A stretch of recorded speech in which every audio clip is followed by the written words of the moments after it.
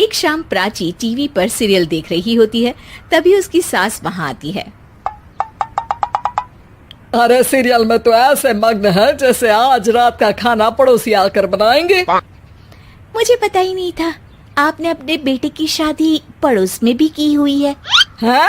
मतलब? मतलब इस घर में सारा काम बहू ही करती है, आप तो सिर्फ खर्राटे मारती हैं। अच्छा जी, फिलहाल तो तुम आराम फरमा रही हो, चलो जाओ, ये मेरे टीवी देखने का समय है। आहा, इसीलिए मुझे भगाया जा रहा है। सॉरी, अब तो बिल्कुल नहीं जाऊंगी। प्राची की इस बात पर दोनों सास बहू के बीच टीवी रिमोट के पीछे बच्चों जैसे छीना झपटी शुरू हो जाती है, जिसके बीच श्लोक भी काम से घर वापस आ जाता है। हाँ, आज मेरी चूहे बिल्ली की जोड़ी किस बात पर झगड़ रही है? अरे तेरे बीवी मुझे टीवी ही नहीं देखने दे रही। अरे तुम्हारी मम्मी मुझे खाना बनाने के लिए फोर्स कर रही है। अरे वाह, ऐसे बेतुके रीजन पर तो बच्चे भी झगड़ा नहीं करते। अरे मुझे कुछ मत बोल, सब इसने ही शुरू किया है। हाँ हाँ, जैसे आप तो बहुत दूध की धूली है ना। अरे बस, दोनों चुप।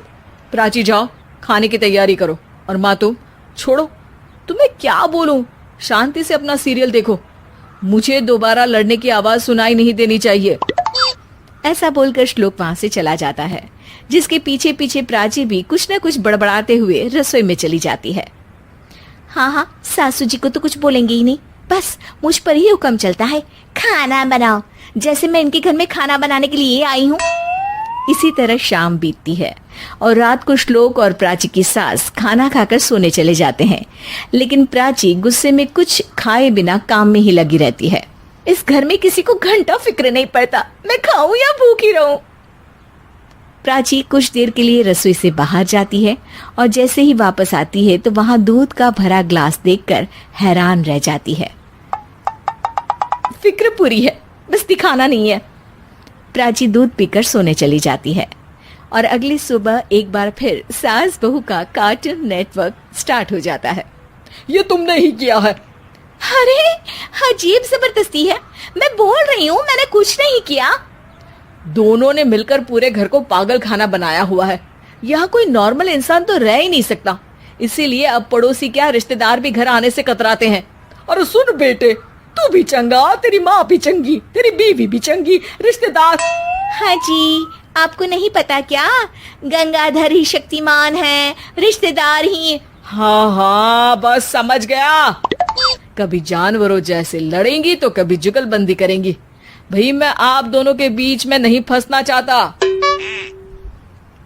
सास बहू की इस मन मौजी जोड़ी से परेशान होकर श्लोक अपना सिर खुजलाता वहां से चला जाता है। चलो अब मैं भी कीर्तन में जा रही हूँ।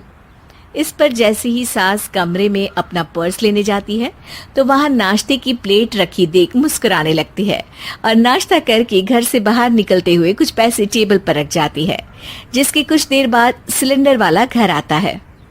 ओ मोरी मैया, मैं सिलेंडर के बारे में तो बिल्कुल भूल ही गई थी।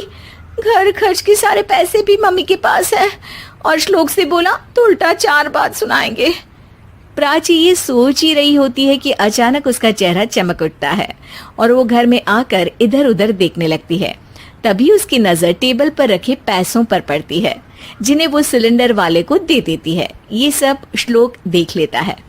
अच्छा बेटे, इतना बड़ा घोटाला, सबके सामने मैं तेरी दुश्मन और पीठ पीछे तेरी मेरी यारी। इस पर श्लोक एक प्लान बनाता है और शाम को सब एक साथ बैठे होने पर बोलने लगता है। माँ, तुम दोनों की बहुत लड़ाई होती है, इसलिए मैं सोच रहा हूँ कि प्राची को उसके घर छोड़ाऊं, इससे वो भी खुश रहेगी और तुम भी। अचानक श्लोक की ये बात सुनकर सास बहू शौक से उसकी तरफ देखती है। अरे ऐसे कैसे घर छोड़ाओगे, मुझे कहीं नहीं जाना। अरे तुमने बोला नहीं पर मैंने सुन लिया, तुम्हें मम्मी के साथ रहना अच्छा नहीं लगता, मुझे पता है।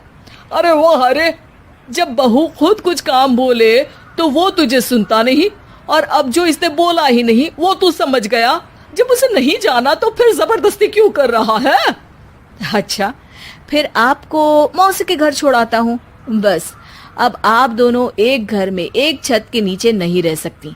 मैं इस टॉम एंड जेरी की जोड़ी को और नहीं झेल सकता। है? ऐसे कैसे नहीं रह सकते? तुम्हें इतनी दिक्कत है तो तुम्हारा बोरिया बिस्तर पैक कर देती हूँ, लेकिन मम्मी जी कहीं नहीं जाएंगी। बिल्कुल यही सुनना था मुझे।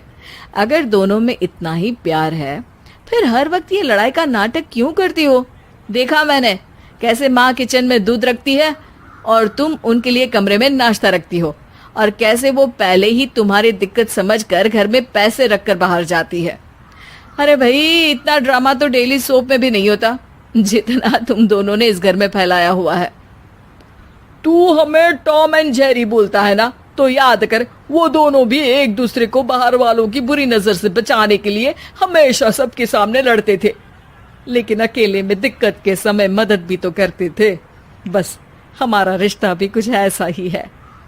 और वैसे भी अगर सास बहू में तू मैं नहीं होती तो दुनिया वालों को कहानियां कैसे मिलेंगी?